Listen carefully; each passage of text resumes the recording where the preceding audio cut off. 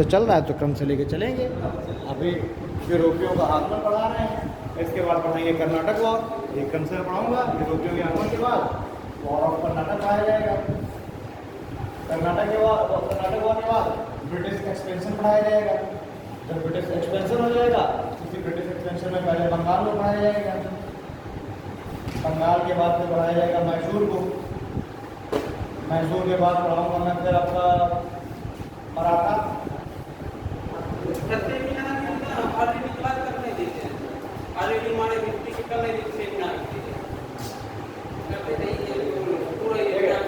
तो बंगाल, मैसूर, मराठा, पंजाब ये सब करेंगे। और जब इतना हो जाएगा तब आएगा रिवॉल्ट 1557। एक दूसरे को कनेक्ट करते हुए चलना है ना, तब रिवॉल्ट 1557 आएगा। जब ये हो जाएगा तब आप आएगा फ्रीडम मूवमेंट्स। और फ्रीडम मूवमेंट्स आएंगे, फ्रीडम मूवमेंट, और इस फ्रीडम मूवमेंट में ही आएगा फिर गांधी निधन। क्रम से चलते रहो, ये हो जाएगा। तो ये स्टार्ट करते हैं। तो हम लोगों ने अभी तक बात कर लिया है जो पुर्तगाली हैं उनकी, और डचेस की बात करिए, डच है ना। आज हमें बात करना है ब्रिटिश की। ब्रिटिश यानी कि जो ब्रिटिश हैं इनके भारत की आगमन की हम लोग चर्चा करेंगे। क्या बात?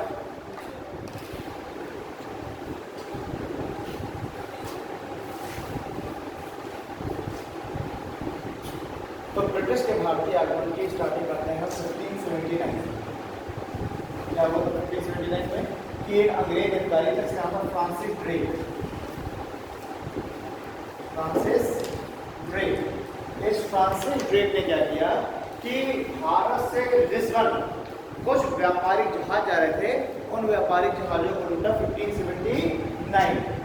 इसने फ्रांसिस ड्रेक एक अंग्रेज अधिकारी, इसने भारत से लिस्बन कुछ जहाज जा रहे थे माल को लेकर के, उनको लूटा। और जब लूटा तो उससे भारी मात्रा में उनको पैसा मिला, भारी मात्रा में संपदा प्राप्त हुई। इससे इनको पहली बार पता चला कि यार इतना पैसा है जो कमा रहे हैं भारत से व्यापार करके, इतना प्रॉफिट है। पहली बार ब्रिटिश को इस बात का अंदेशा हुआ, तो अभी तक इनको इस बात का आइडिया नहीं था कि इतना मुनाफा कमाया जा रहा है। तो अब जब इन्होंने देखा उसको लूटने से इतना जब उनको पैसा मिला, तो अब इनका भी इंटरेस्ट जग गया कि हम भी भारत के साथ ट्रेड करेंगे। और 1599 में 1599 में एक कंपनी बनाई गई, ईस्ट इंडिया कंपनी है ना, British East India company. British East India company कब बनाई गई? 1599 में, ठीक है। और इसको 31 दिसंबर 1600 ईस्वी को ब्रिटिश क्वीन एलिजाबेथ फर्स्ट ने इसको दे दिया, इसको एक रॉयल चार्टर के द्वारा इसको रजिस्ट्रेशन दे दिया, है ना। तो एक रजिस्टर्ड कंपनी बन गई 31 दिसंबर सन 1600, ठीक है। और इसके बाद अब ये कंपनी आएगी भारत। यह जिस समय कंपनी बनी थी इसी समय तो इस चार्टर के द्वारा इसको कहा गया कि ये भारत सहित जो पूर्वी देश हैं, दक्षिण पूर्वी एशियाई देश, उनके साथ व्यापार करेगी यही कंपनी। 31 दिसंबर 1600 को जब इसको रजिस्ट्रेशन दिया गया तो कहा गया इंडिया और इंडिया के साथ जितने भी दक्षिण पूर्वी एशियाई देश हैं, जिसमें इंडोनेशिया वगैरह सब शामिल है ना, इंडोनेशिया, मलेशिया वगैरह सब, इन सब के साथ जो ट्रेड है वो यही कंपनी करेगी, केवल एकमात्र यही कंपनी, है ना। और इस कंपनी को 15 वर्षों के लिए व्यापारिक एकाधिकार दिया गया। 15 वर्षों के लिए ट्रेड मोनोपोली दे दी गई। कब? 31 दिसंबर सन 1600 ईस्वी, ठीक है। अब ये कंपनी भारत आ गई, भारत आकर के ट्रेड करना शुरू कर दी, ठीक है। 1608 ईस्वी में 1608 इस कंपनी का एक अधिकारी है जिसका नाम था विलियम हॉकिंस। विलियम हॉकिंस ये भारत आता है और पहला अधिकारी है जो कि मुगल शासक के दरबार में उपस्थित हुआ, मुगल दरबार में उपस्थित, ठीक है। कब? 1608। कौन? विलियम हॉकिंस, है ना। तो ये 1608 में उपस्थित होगा मुगल दरबार में, और उस समय शासक है जहांगीर, ठीक है। तो जिस समय ये विलियम हॉकिंस भारत आया मुगल दरबार में उपस्थित होने के लिए, तो ये अपने साथ अकबर के नाम का खत लेकर के आया था। अकबर का नाम लेटर लेकर गया था जो कि लिखा था जेम्स प्रथम ने, जेम्स फर्स्ट ने लिखा था, मतलब जेम्स फर्स्ट ने लेटर लिखा था। और किसके नाम का लेटर था? अकबर के नाम का लेटर था, लेकिन मुगल दरबार में में आया उस समय तक अकबर की हो चुकी है मृत्यु। और जब बात करें जहां ये भी क्वेश्चन आता है कि जब विलियम हॉकिंस भारत में आया तो किसके नाम से रिकॉर्ड किया था? अकबर के नाम था। और उस समय मुगल शासक कौन था? तो मुगल शासक था जहांगीर। लेटर लेके अकबर के नाम था और शासक है जहांगीर। और किसका लेटर लेकर क्या है? James first. ठीक है, कौन आया है? William Hawkins. अब 1608 में विलियम हॉकिंस आया तो इसने जहांगीर से व्यापारिक कोठियां खोलने की अनुमति मांगी कि हमें भारत में फैक्ट्रीज खोलनी है, घोड़ा उड़ाने तो हमको इजाजत दे दी, हमको छूट दे दी। तो जहांगीर खुद तक से है ना, क्योंकि ये जो विलियम हॉकिंस आया तो इसने प्रॉपर जहांगीर के साथ फारसी भाषा में बातचीत की। जो लेटर लेकर के है वही फारसी लैंग्वेज में था, है ना। बड़ा इसका जो है इससे मीठी मीठी बातें की तो जहांगीर बिल्कुल सेटिस्फाइड हो गया, खुश हो गया जहांगीर। तो जहांगीर इसको व्यापारिक वो फैक्ट्री बनाने की अनुमति दे देता। लेकिन जो लोकल जो व्यापारी हैं, इसके जो स्थानीय व्यापारी हैं, उन सबने इसका विरोध किया कि भाई आप विलियम हॉकिंस को आप इजाजत नहीं देंगे, है ना। तो इसके कारण से जहांगीर ने अभी फिलहाल में विलियम हॉकिंस को व्यापारिक कोठी खोलने की इजाजत नहीं दी। ठीक है, ठीक है। ब्रिटिश का भारत आगमन, ठीक है इसमें। लेकिन सर्वप्रथम 1589 में 1589 में फ्रांसिस ड्रेक द्वारा 1589 में 1589 में फ्रांसिस ड्रेक द्वारा भारत से लिस्बन जा रहे जहाज लूटा गया। फ्रांसिस ड्रेक द्वारा भारत से लिस्बन जा रहे जहाज लूटा गया, जिससे ब्रिटिश को भारतीय संपदा के बारे में जानकारी प्राप्त हुई। जिससे ब्रिटिश को भारतीय संपदा के विषय में जानकारी प्राप्त हुई और उसी के फलस्वरूप 1599 ईस्वी में और उसी के फलस्वरूप 1599 ईस्वी में एक व्यापारिक कंपनी खोली गई। और उसी के फलस्वरूप 1599 में एक व्यापारिक कंपनी खोली गई, जिसे 1599 में व्यापारिक कंपनी खोली गई, जिसे 31 दिसंबर 1600 ईस्वी में, जिसे 31 दिसंबर सन 1600 ईस्वी में एलिजाबेथ फर्स्ट के शाही चार्टर द्वारा, जिसे एलिजाबेथ फर्स्ट के शाही चार्टर द्वारा पंजीकरण प्राप्त हो गया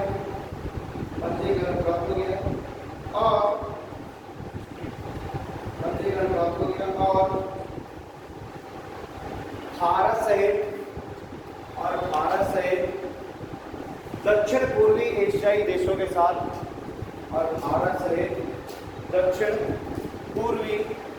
एशियाई देशों के साथ व्यापार करने की और भारत सहित दक्षिण पूर्वी एशियाई देशों से व्यापार करने की अनुमति प्राप्त होगी।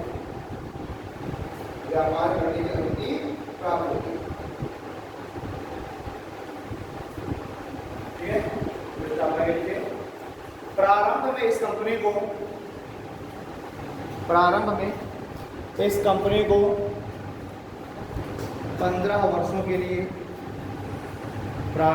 कंपनी को 15 वर्षों के लिए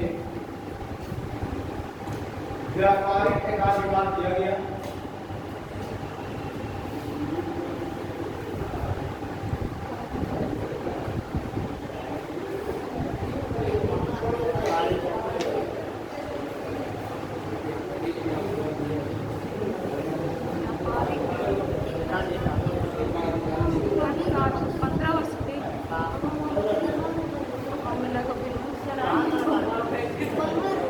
जब किसी और क्लास में जा रहे हैं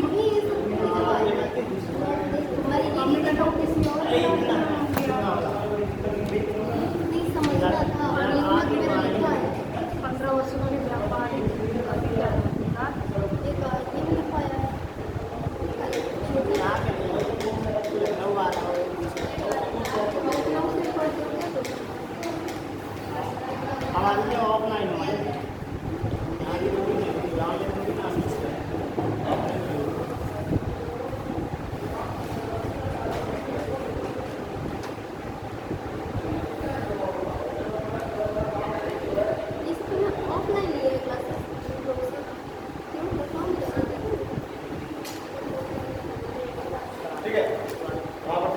प्रारंभ में इस कंपनी को 15 वर्ष व्यापारिक एकाधिकार दिया गया, जिसे 2 वर्ष की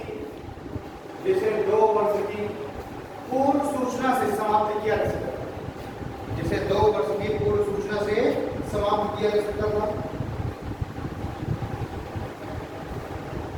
ठीक है, फिर सब आगे लिखिए। आगे चलकर ब्रिटिश सम्राट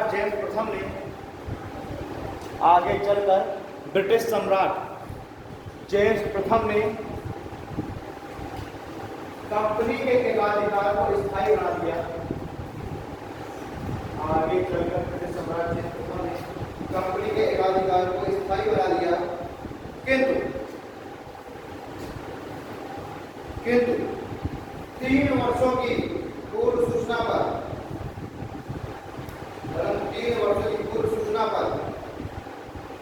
उसके इस अधिकार को वापस लिया जा सकता है। मतलब 3 वर्षों की पूर्व सूचना पर उसके इस अधिकार को वापस लिया जा सकता है।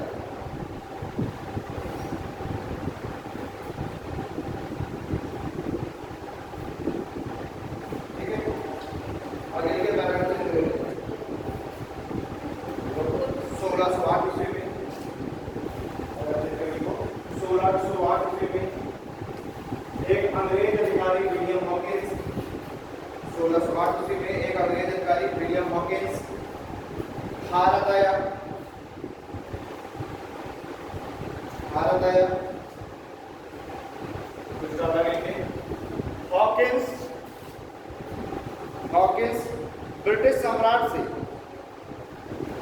हॉकिंस ब्रिटिश सम्राट से अकबर का पत्र लेकर आया था। हॉकिंस ब्रिटिश सम्राट से अकबर के नाम का पत्र लेकर आया था, किंतु अकबर के नाम का पत्र लेकर के आया था, किंतु जब वह मुगल दरबार पहुंचा, तब मुगल शासक जहांगीर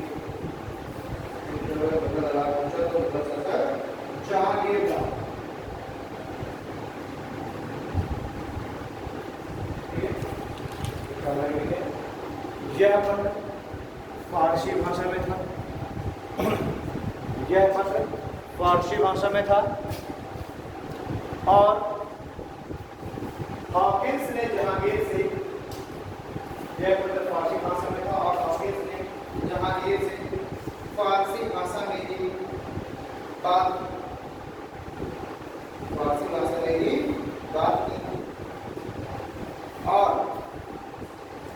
और जहांगीर से व्यापारिक कोठी खोलने की अनुमति मांगी।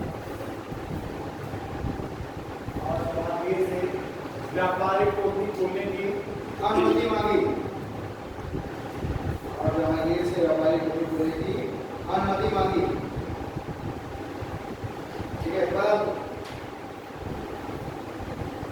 पर सूरत के स्थानीय व्यापारी, सबसे पहले सूरत में व्यापारी कोठी खोलने की अनुमति मांगी जिसने, है ना, परंतु सूरत के स्थानीय व्यापारी और सूरत के स्थानीय निवासी और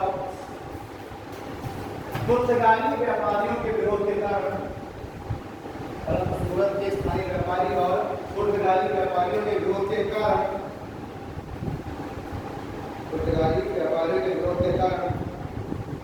इसे व्यापारिक एकाधिकार प्राप्त नहीं हो सकी। इसे व्यापारिक रियायतें प्राप्त नहीं हो सकी, किंतु जहांगीर ने इसे इससे व्यापारिक रियायतें प्राप्त नहीं हो सकी, किंतु जहांगीर ने इसे 400 का मनशब प्रदान किया। किंतु जहांगीर ने इसे 500 का किंतु जहांगीर ने इसे 400 का मनशब प्रदान किया। ये सब मनसब क्या है? मनसबदारी प्रथा होती है, यानी कि मनसबदारी प्रथा ये होती है कि जो जितने का मनसब है उसके अधीन उतने ही घुड़सवार सैनिक होंगे। तो अगर कोई 400 का मनसब है, इसका मतलब उसके अधीन 400 सैनिक होंगे। भाई इंस्पेक्टर है तो इंस्पेक्टर की रैंक क्यों ऊंची है? क्योंकि उसके अधीन पे पता चले 15 कांस्टेबल होते हैं।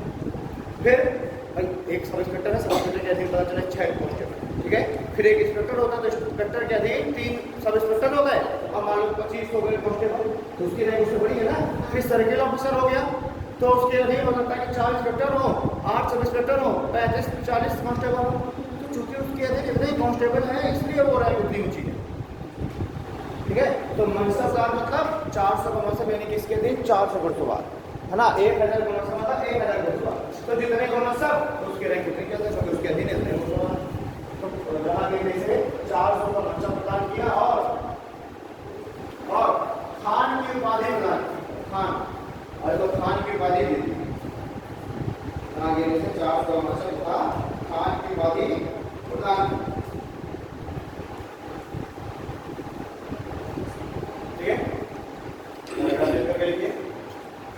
सर्वप्रथम 1611 ईस्वी में मछलीपट्टनम में मछलीपट्टनम में ब्रिटिश की पहली व्यापारी कोठी खुली।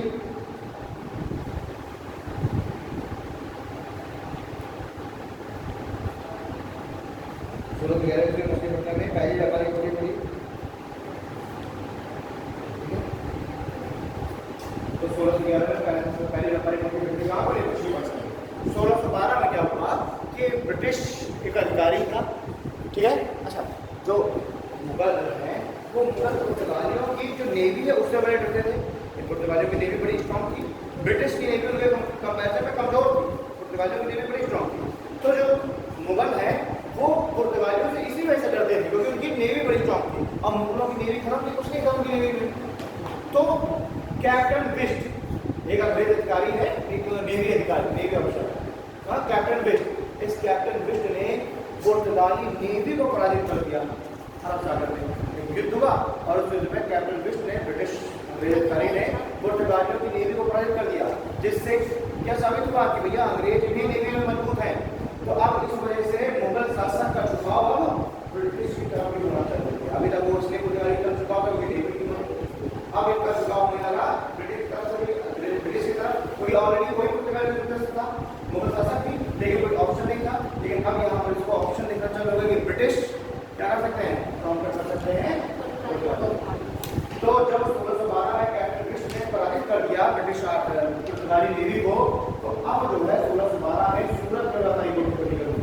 क्योंकि अभी तक पुर्तगाली रोक लगा रहे थे कि सूरत में आप व्यापारी कोठी खोली नहीं देंगे ब्रिटिश को, क्योंकि हम अकेले वहाँ व्यापार करेंगे, वहाँ के बंधन का उपयोग हम अकेले करेंगे। लेकिन जब इन्हें हरा दिया तो अब मुगल शासक ने सूरत में भी कोठी खोली गई। ठीक है, इसी के आगे लिखिएगा परीक्षा बनाएंगे। देखो 1612 ईस्वी में अंग्रेज सैन्य अधिकारी, 1612 ईस्वी में अंग्रेज अधिकारी कैप्टन बिस्ट ने, 1612 ईस्वी में अंग्रेज अधिकारी कैप्टन बिस्ट ने पुर्तगालियों को पराजित कर दिया। कैप्टन बिस्ट ने पुर्तगालियों को, पुर्तगाली राजा को पराजित कर दिया। और उसके बाद ब्रिटिश को सूरत में व्यापारी कोठी खोलने की अनुमति प्राप्त हुई। और उसके बाद ब्रिटिश को सूरत में व्यापारी कोठी खोलने की अनुमति प्राप्त हुई।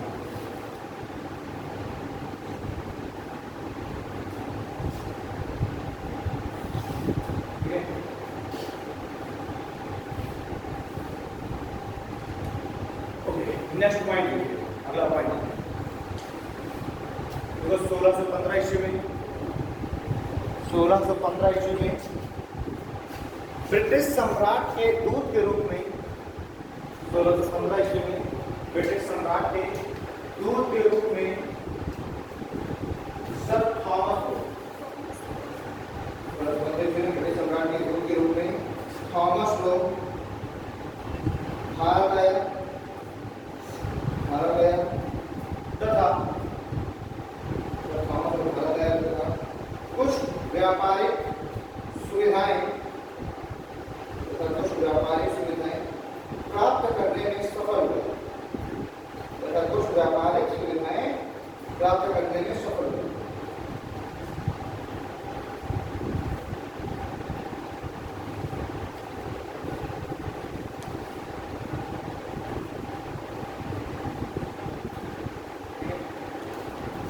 अब ये ब्रिटिश जो मुगल शासक है वो इनको काफी अच्छे से रियायतें देते थे, ठीक है, प्रॉपर रियायतें दी। लेकिन 1680 में आकर के औरंगजेब की नीतियों में कुछ परिवर्तन आया।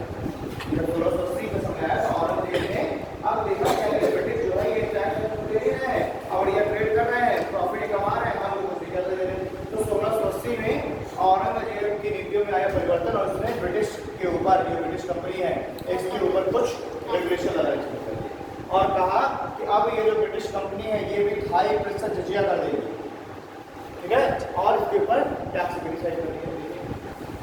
देखो 1680 में औरंगजेब 1680 में औरंगजेब की नीति में परिवर्तन हुआ। 1680 में औरंगजेब की नीति में परिवर्तन हुआ और उसने ईस्ट इंडिया कंपनी से जजिया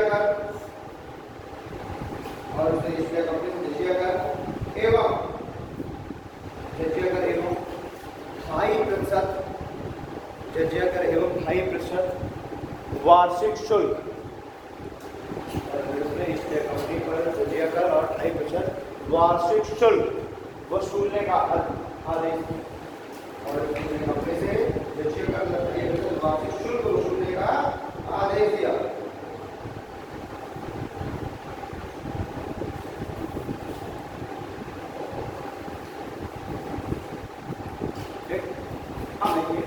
जब औरंगजेब के पीछे में आया परिवर्तन, औरंगजेब ने इनके ऊपर टैक्स लगा दिए, जजिया कर लगा दिए, तो इससे जो ब्रिटिश है वो भी गुस्सा औरंगजेब से चिढ़ गए और उन्होंने 1686 में ब्रिटिश ने 1686 में उन्होंने क्या किया, हुगली एक सम्राट क्षेत्र था, हुगली बंदरगाह में यही तो बंदरगाह ये क्षेत्र भी और डेवलप था। तो अंग्रेजों ने इस हुगली क्षेत्र को लूट लिया और हुगली है मुगल शासक के अधीन, या कहा जाए तो हुगली है बंगाल वाले क्षेत्र में हुगली। और उस समय बंगाल का जो सूबेदार है, जो नवाब है, वो तो सीधे मुगल शासक के अधीन है ना, वो तो बाद में जाकर के और मुर्शीद कुली खां अपने आप को स्वतंत्र करेगा, स्वतंत्र नाम बनाएगा। लेकिन अभी इससे पहले तो जो बंगाल है वो तो मुगल शासक के अधीन है। तो 1686 में ब्रिटिश ने जाकर लूट लिया हुगली को, और जब ब्रिटिश ने हुगली को लूट लिया तो औरंगजेब ने अपनी पूरी सेना के साथ इनको यहाँ से खदेड़ दिया और जितनी भी व्यापारिक महत्वपूर्ण व्यापारिक कोठियाँ थी उन सबको औरंगजेब ने इसे छीन लिया, ठीक है। बाद में फिर एक अंग्रेज अधिकारी था जॉर्ज चार्ना, उसने बीच में वो किया सुलह में कराई और वापस से फिर औरंगजेब पर जाने का, ठीक है। तो लिख लीजिए इसको, वसूलने का आदेश दिया।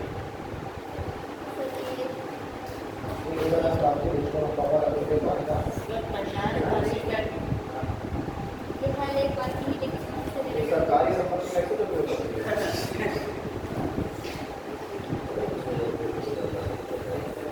पंचायत राज विभाग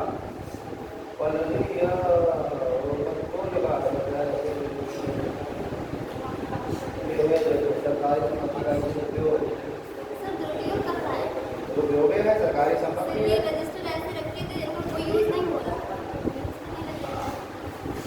इससे तो जो है वो पंचायत भवन के खाली पड़ा मीटिंग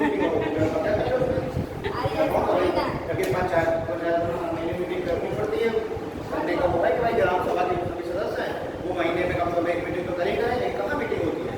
जैसे पंचायत भवन में कब्जा कर लो, ये खाली तो पड़ा है, कब्जा तो है ही है ना एक प्रकार से। कहाँ कब्जा है? कब्जा कर लेना, जाके बेड डाल के रहने दो। कोई कोई हाँ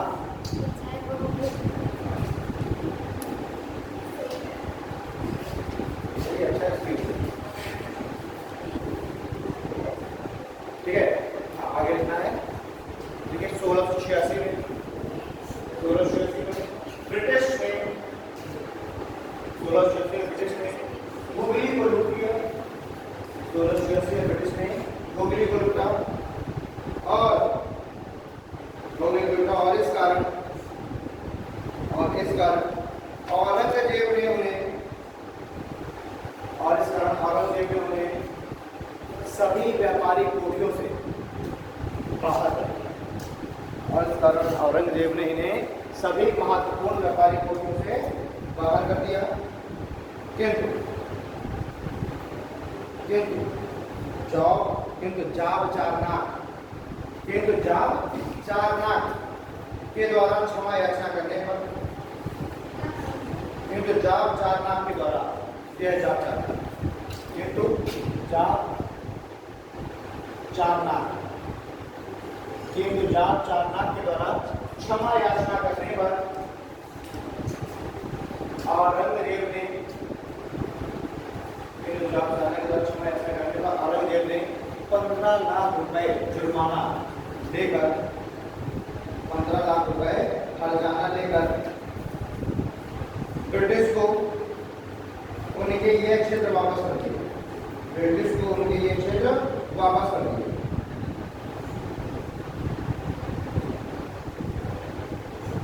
ठीक है, अगला पार्टी गई।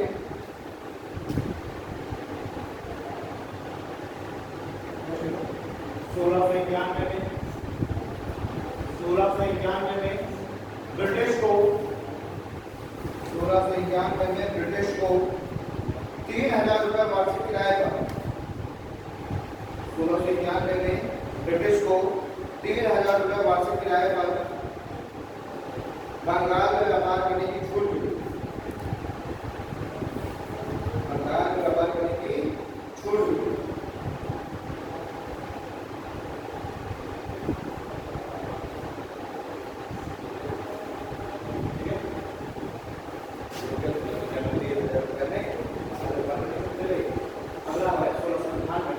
ब्रिटिश को पहली बार जमींदारी मिल गई। जो एक कंपनी है, एक कंपनी है, इसका काम ट्रेड करना। लेकिन 1698 में पहली बार क्या बन गए? जमींदार बन गए। और इनको पहली बार अब एडमिनिस्ट्रेशन का दस्ता चल गया। नीचे देखिए, अभी तक क्या थे, व्यापार कर रहे थे, इनको प्रॉफिट लॉस का मतलब था। लेकिन 1698 में क्यों मिल गया? अब खून गलत गया। तो 1698 में बंगाल के 3 क्षेत्र हैं, सुल्तानाती,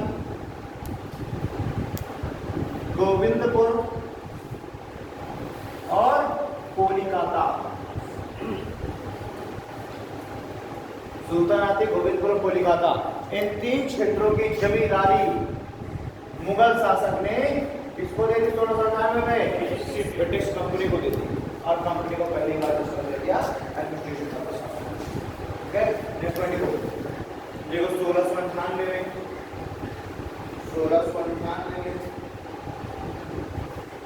कंपनी को सुल्तानाती, कंपनी को सुल्तानाती, गोविंदपुर तथा कोलिकाता गांव की जमींदारी, कोलिकाता गांव की जमींदारी 15,000 रुपए वार्षिक पर। भाई इन्होंने कहा कि हम जो है मुगल शासक से कहा कि हम वार्षिक पर 15,000 रुपया देंगे। इन 3 क्षेत्रों की जमींदारी हमें मेरे पट्टे पर। तो 1698 में सुल्तानाती, गोविंदपुर तथा कोलिकाता, ठीक है, की जमींदारी 12,000 रुपए वार्षिक पर ब्रिटिश को प्राप्त हो गई। 12,000 ये ना पूछा जाएगा, तुम्हें लग रहा है कभी पूछा जाएगा? 12, 15, 20 लिख लो, 25 लिख लो, कोई मतलब नहीं है ना। केवल ये आपसे क्वेश्चन आपके लिए ऐसे हैं कि भैया पहले आपको समझना क्या है कि भाई ब्रिटिश कंपनी क्यों एडमिनिस्ट्रेशन की ओर लगाई थी? क्योंकि पहली बार तो यहाँ चस्का लग गया। और ये ना तो देखते आ जाते कब मिलेगी तो पूछ सकता है कि पहली बार किन क्षेत्र की जमींदारी ब्रिटिश को मिली, वो पूछ देगा, है ना। 12,000 है, 15,000 रुपये।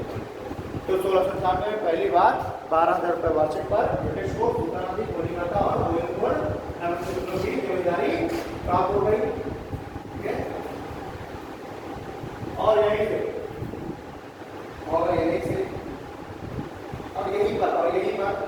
जॉब चारना के द्वारा कलकत्ता नगर की नींव रखी गई। और यहीं पर जॉब चारना के द्वारा कलकत्ता नगर की नींव रखी गई तथा कलकत्ता नगर की नींव रखी गई तथा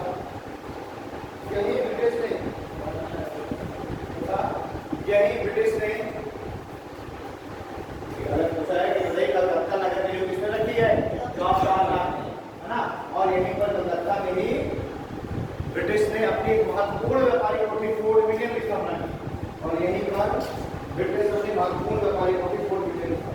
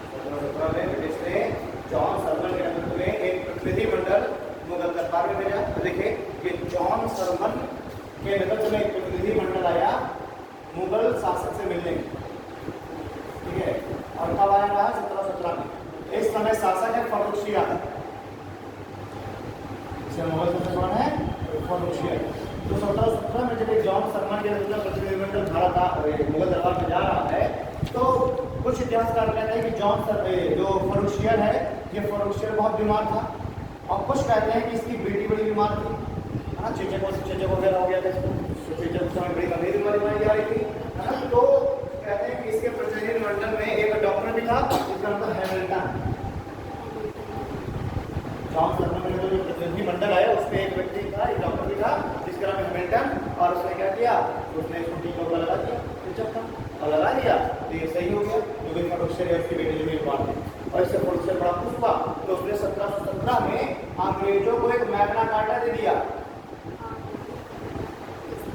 एक मैग्ना कार्टा अधिकार पत्र, है ना। मैग्ना कार्टा है, मैग्ना कार्टा क्या है, अधिकार पत्र। अधिकार पत्र मतलब कि आप अपने लिए जो पास है वो खुद बनाओ, उस पास पे साइन खुद कर दो।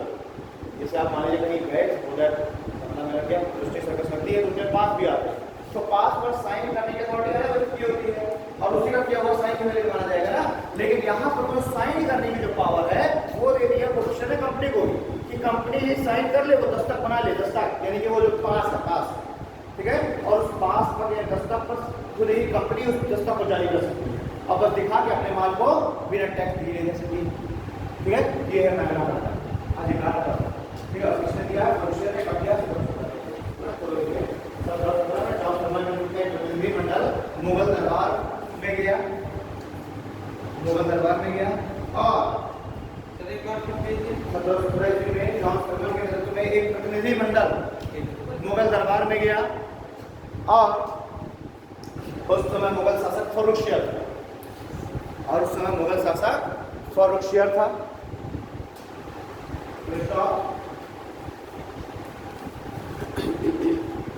इस प्रतिनिधि मंडल में, इस प्रतिनिधि मंडल के एक सदस्य, इस प्रतिनिधि मंडल के एक सदस्य जॉन सरमन ने, इस प्रतिनिधि मंडल के एक सदस्य जॉन सरमन ने, इस प्रतिनिधि मंडल के एक सदस्य जॉन इस प्रतिनिधि मंडल के एक सदस्य जॉन हैमिल्टन ने मुगल शासक को रोग मुक्त कर दिया। इस प्रतिनिधि मंडल के एक सदस्य हैमिल्टन ने मुगल शासक को रोग मुक्त कर दिया और इससे प्रसन्न होकर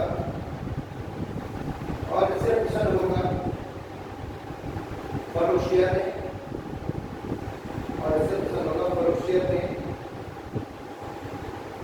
ब्रिटिश के लिए एक फरमान जारी किया, ब्रिटिश के लिए एक फरमान मैग्ना कार्टा जारी किया, मैग्ना कार्टा जारी किया, ब्रिटिश के लिए एक मैग्ना कार्टा जारी किया, ठीक है। फरमान है मैग्ना कार्टा और एक ना दस्तक जारी करने का अधिकार प्रदान किया, दस्तक जारी करने का अधिकार, दस्तक जारी करने का अधिकार प्रदान किया।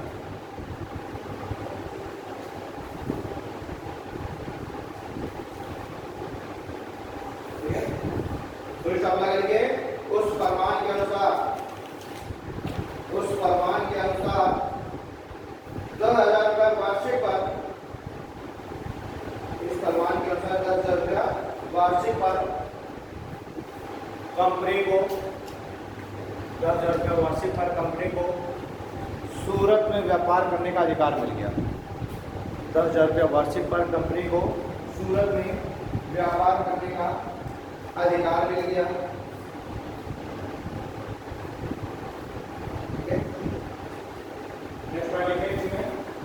फोर्ट विलियम के आसपास जमीन खरीदने का भी अधिकार मिल गया, फोर्ट विलियम के आसपास जमीन खरीदने का भी अधिकार मिल गया,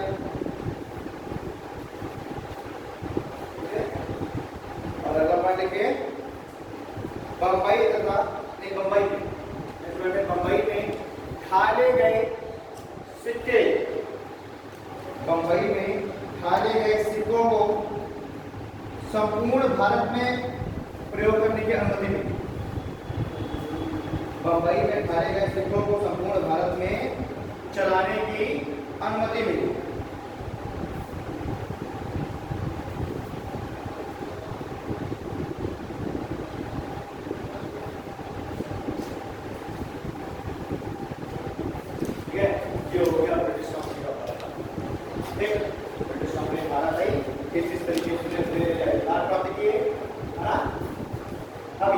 इसके बाद जब ये जमींदार भी बन गई 1747 को मैग्ना कार्टा भी प्राप्त हो गया, खुद दस्तक जारी करने लगे, टैक्स रिपेट करने लगे और जो टैक्स और ज्यादा प्रॉफिट कमाने लगी।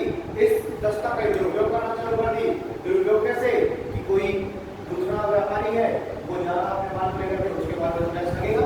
यहाँ अंग्रेज अधिकारी ने बुलाया कि जाओ इधर आओ, मेरा हाँ बताइए कितना टैक्स लगेगा तुम्हारा, उसने कहा 100। तो क्या कहेंगे कि तुमको तो हम तुमको 70 ये दे रहे हैं, सही कर दी तुम्हारा हमें टैक्स लगेगा। तो प्रॉफिट दोनों का हो गया, उसका भी इनका भी, और ये दुरुपयोग करने का और नुकसान किसका हो गया? सर इसमें दस्तक होगा कि दस्तखत होगा? दस्तक हाँ वो ठीक है, लेकिन इसमें इसके लिए वर्ड यूज किया गया मैग्ना कार्टा है दस्तक जारी करना। यहाँ पर भी कहा गया है तो इसको दस्तक वर्ड यूज किया। दस्तक का मतलब तो और कुछ होता है? वो भी ठीक है, वो मतलब यहाँ निकाल में जहाँ वर्ड यूज किया गया तो क्या किया जाए है ना, दस्तखत वर्ड नहीं यूज किया गया, दस्तक जारी करने का अधिकार डालते हैं। ठीक है, ये हो गया ब्रिटिश होते। अब देखिए फ्रांसीसी ट्रांसटिट्यूशन का बात करते हैं। ट्रांसटिट्यूशन का बात करते हैं।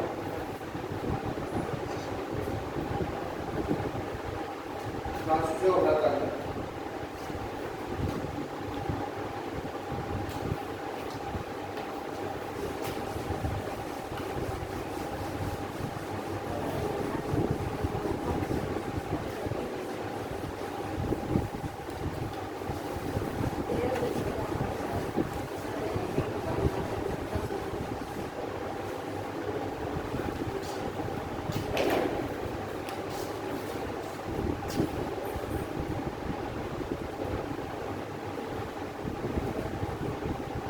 फ्रांसीसी इस तरह शासक है, इसका नाम है लुई 14,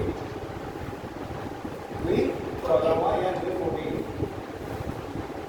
ये ना लुई 14वां। इस लुई 14वें का एक मंत्री जिसका नाम है कोलबर्ट। ठीक है, तो फ्रांसीसी सम्राट लुई 14वें के मंत्री कोलबर्ट की सलाह पर या कोलबर्ट की सिफारिश पर 1664 में एक फ्रांसीसी कंपनी खोली गई, French east India company. French east India company की स्थापना की गई। लुई 14 के ही प्रयासों से, लुई 14 के मंत्री कोलबर्ट के प्रयासों से ही एक 1664 में एक फ्रेंच ईस्ट इंडिया कंपनी खोली गई। ठीक है, और ये जो कंपनी है ये एक सरकार निर्मित कंपनी है, प्रॉपर गवर्नमेंट कंपनी, सरकारी कंपनी कहते हैं। जैसे ब्रिटिश कंपनी एक प्राइवेट कंपनी, ठीक है, वो डच कंपनी एक प्राइवेट कंपनी, ठीक है, पुर्तगाली जो कंपनी है वो सरकार से ग्रांट्स में मिले लेकिन फिर वो प्राइवेट कंपनी। ऐसा तो सरकार था, सरकार ने उसको मोटिवेट किया लेकिन फिर भी प्राइवेट हुई। लेकिन जो फ्रेंच कंपनी है जो प्रॉपर सरकारी कंपनी है, प्रॉपर गवर्नमेंट कंपनी है। अब जो सरकार निर्मित कंपनी है तो सरकार की जो भी नीतियां होंगी उससे प्रभावित होगी। अगर फ्रांस गवर्नमेंट या फ्रांस जो है वो किसी अन्य देश के साथ युद्ध कर रहा है तो उसका प्रभाव उस पर भी पड़ेगा, है ना। वहाँ युद्ध होगा तो पैसे की कमी, अगर गवर्नमेंट के पास पैसे की कमी हो गई तो उसका प्रभाव कंपनी पर भी पड़ेगा, है ना। तो जो भी चीजें हैं या फिर वहां पर देश का शत्रु कंपनी का भी शत्रु, है ना। चूंकि ये सरकारी कंपनी, इसलिए सरकार की जितनी भी नीतियां हैं, पॉलिसी है, जितने भी कानून है, उन सब से ये कंपनी प्रत्यक्ष तौर पर ये कंपनी डायरेक्टली प्रभावित करती है, डायरेक्टली। ठीक है, उसने काम तो बहुत बढ़िया स्टार्ट किया, बहुत तेज इसने गति पकड़ी, लेकिन बस वही हुआ कि वहां पर ब्रिटिश और फ्रांस के बीच युद्ध हो गया।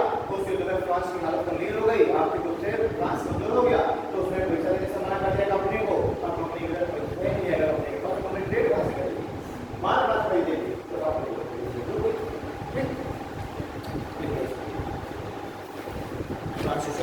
देखो। फ्रांसीसी सरकार लुई 14वें के मंत्री कोलबर्ट, फ्रांसीसी सम्राट लुई 14वें के मंत्री कोलबर्ट की सहायता से 1664 ईस्वी में,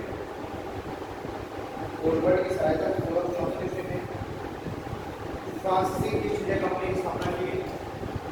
1664 ईस्वी में फ्रांसीसी ईस्ट इंडिया कंपनी की स्थापना की गई और यह कंपनी एक सरकार नियंत्रित कंपनी थी, और यह कंपनी एक सरकार नियंत्रित कंपनी थी। इस कारण, और यह कंपनी एक सरकार नियंत्रित कंपनी थी, इस कारण यूरोप में हो रहे घटनाक्रमों से, इस कारण यूरोप में हो रहे घटनाक्रमों से यह कंपनी, इसलिए यूरोप में हो रहे घटनाक्रमों से यह कंपनी प्रभावित होती रहती है।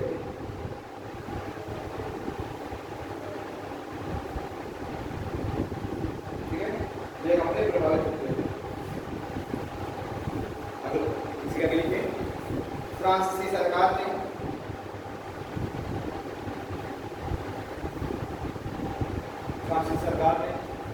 इस कंपनी को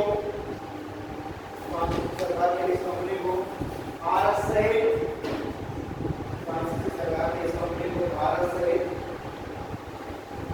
अन्य पूर्वी एशियाई देशों के साथ, फ्रांसीसी सरकार ने इस कंपनी को भारत सहित अन्य पूर्वी एशियाई देशों के साथ व्यापार करने और राजनीतिक रूप से शक्तिशाली होने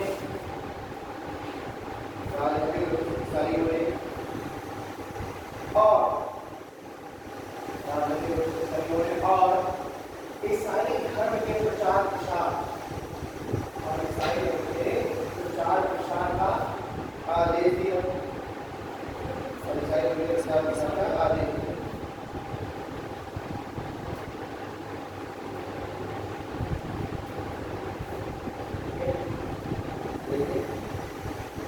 कंपनी ने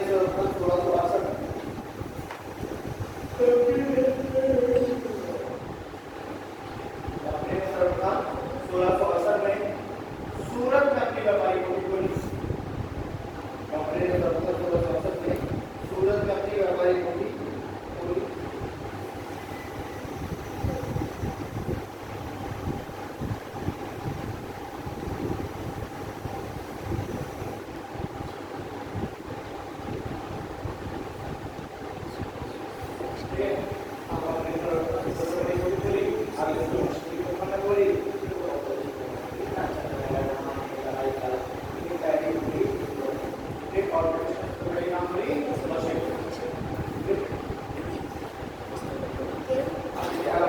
उद्देश्य की बात है कि फ्रांस फ्रेंच कंपनी भारत आई ना, मुझे है ना। तो अब जो है, जो कंपनी है, ये कंपनी भारत आई, तो इसके यहाँ पर दो इसके जो उद्देश्य थे, दो उद्देश्यों में से है ना। पहले चरण में जो उद्देश्य रहा उसको हम काउंट कर लेते हैं 1668 में भारत आई, 1668 से लेकर 1742 तक। इसका जो उद्देश्य है वो अलग है, इसकी नीतियां अलग है, ठीक है। और 1742 से लेकर के और 1760 तक इसकी जो नीतियां हैं वो बिल्कुल अलग है ना। तो इसकी नीतियों के हम चरण लिख सकते हैं, नीतियां, और इसको हम लिख सकते हैं प्रथम चरण, और इसको लिख सकते हैं हम तृतीय चरण। प्रथम चरण, द्वितीय चरण। प्रथम चरण में 1668 से लेकर के 1742 तक, और द्वितीय चरण है 1742 से लेकर के 1760। अच्छा, ये जो प्रथम चरण है, प्रथम चरण का उद्देश्य था कंपनी का कि ज्यादा से ज्यादा व्यापार करो, ज्यादा से ज्यादा लाभ। कंपनी का उद्देश्य पहले चरण में क्या है? व्यापार करना, ज्यादा से ज्यादा लाभ कमाना। लेकिन दूसरे चरण का उद्देश्य है राजनीतिक करो, ठीक है। इंडिया 1642 से लेकर 1642 से लेकर 1760।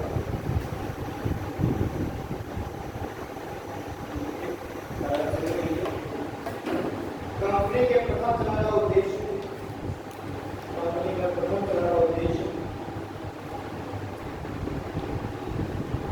अधिक से अधिक लाभ कमाना। कंपनी के प्रथम चरण का उद्देश्य अधिक से अधिक लाभ कमाना था, जबकि द्वितीय चरण का उद्देश्य, अधिक से अधिक लाभ कमाना था, जबकि द्वितीय चरण का उद्देश्य भारत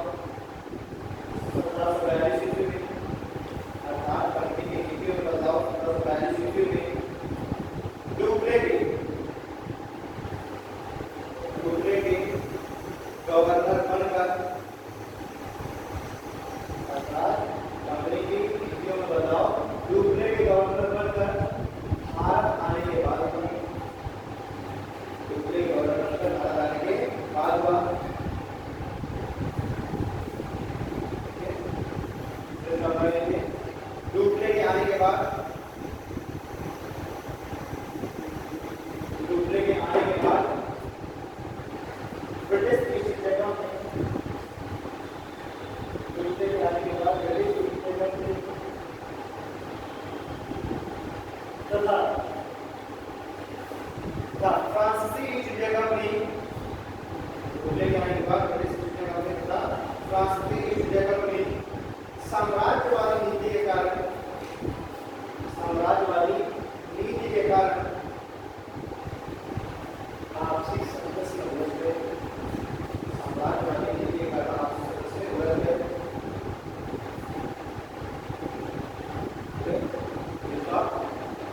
दोनों के बीच प्रथम संघर्ष,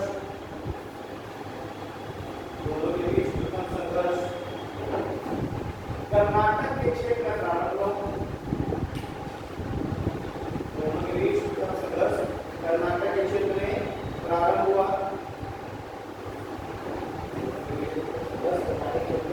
प्रारंभ हुआ, इसलिए इसे संघर्ष कर्नाटक के क्षेत्र में प्रारंभ हुआ, इसलिए इसे कर्नाटक युद्ध हुआ।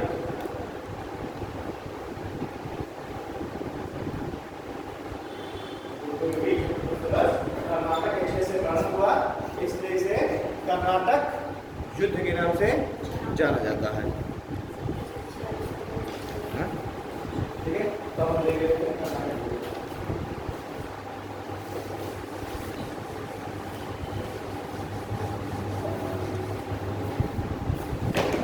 तो एक्चुअली में कर्नाटक युद्ध क्या है? तो कर्नाटक युद्ध है ब्रिटिश कंपनी का अपने आप को मजबूत दिखाने का प्रयास करना। यूरोपीय साम्राज्यवादी नीति का पालन कर रही है ब्रिटिश कंपनी, वो सोचती है मैं राजनीतिक वो कर लूं, कंट्रोल कर लूं, और फिर सोच रहे हैं मैं राजनीतिक कंट्रोल कर लूं। क्योंकि ये सवाल से था कि अगर आपको लंबे समय तक व्यवहार करना है, ज्यादा तक प्रॉफिट कमाना है, तो आपको राजनीति में भी अपना अधिकार करना पड़ेगा। तो फ्रेंच भी सोच रहे हैं, ब्रिटिश भी सोच रहे हैं, जब दोनों सोच रहे हैं तो दोनों आपस में लड़ पड़े, और जब दोनों आपस में लड़े तो कहां पर लड़े? कर्नाटक के क्षेत्र में लड़े। कर्नाटक के भौगोलिक सबसे बड़ा,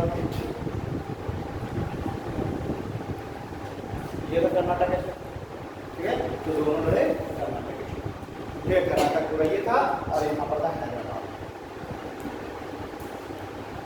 ये हैदराबाद, ठीक है, और ये था कर्नाटक।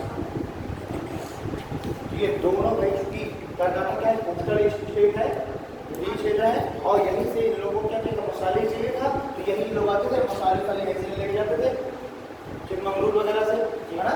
तो यहीं पर बगल साइड वैली है, तो ये इस क्षेत्र में फ्रांसीसी भी आए, ब्रिटिश भी आए, पुर्तगाली भी यहीं थे, है ना। यहीं पर लोग आपस में लड़ पड़े और हो गया कर्नाटक।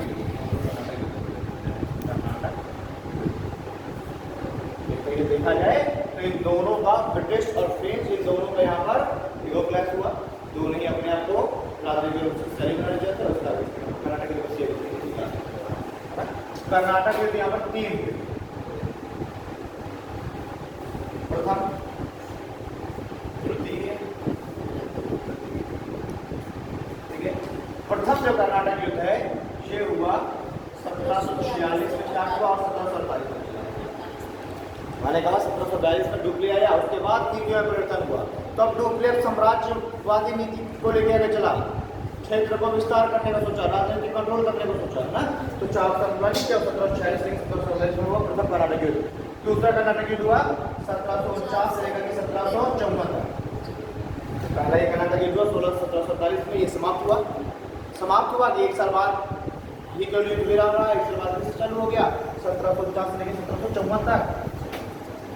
और तीसरा हुआ 1756 में स्टार्ट हुआ और 1763 तक चला, और जो पाया था सप्तवर्षीय।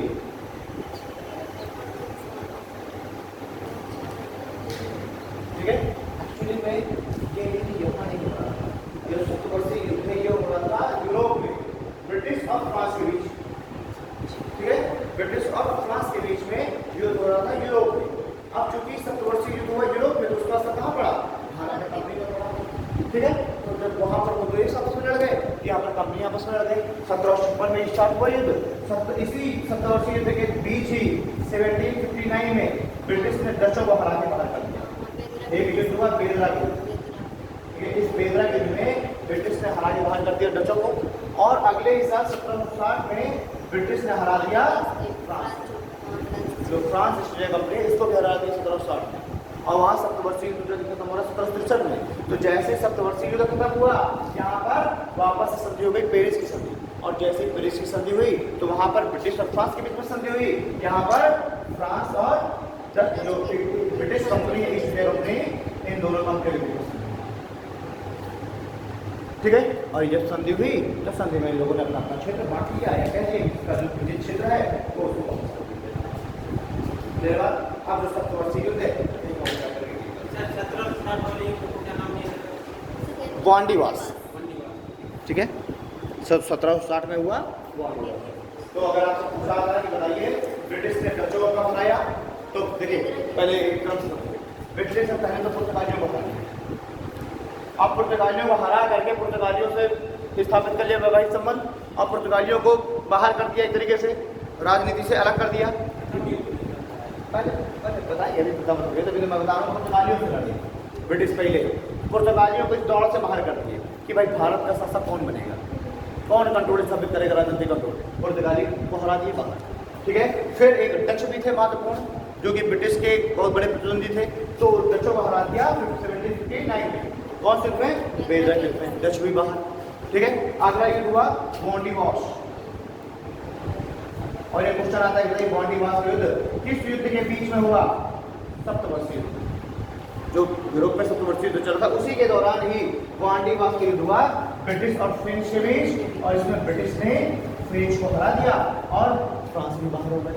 तो अब अकेले यूरोपीय कंट्रियों में एक अकेले कौन बचे, ब्रिटिश, ठीक। देखिए भारतीय कुछ शक्तियां भी हैं जो कि अपने आप को भारत का, देखो मुगल शासक तो डिक्लाइन हो चुके हैं, औरंगजेब के मरने के बाद 17 साल के बाद जो उत्तर मुगल शासक है वो लगातार कमजोर होते चले जा रहे हैं। 1750 साल का कहते हैं मुगल शासक बिल्कुल कमजोर। तो अब कुछ भारतीय कुछ प्रांत खड़े हुए थे, वो अपने आप को भारत का अगला शासक घोषित करना चाह रहे थे मुगल की जगह पर, और वहीं दूसरी तरफ कुछ यूरोपीय कंपनियां भी हैं, वो भी इस दौड़ में चल रही हैं कि हम भारत के अगले शासक बने, है ना। तो अब जो है जो यूरोपीय कंपनियां हैं उनको तो धीरे धीरे ब्रिटिश ने हरा दिया। तो अब उधर वाली जो दौड़ है उसमें कौन निकल करके आया जीत करके, ब्रिटिश। ये हुआ कि अब अगर यूरोपीय कंपनियों में कोई अगर भारत का शासक बनेगा तो कौन बनेगा, ब्रिटिश।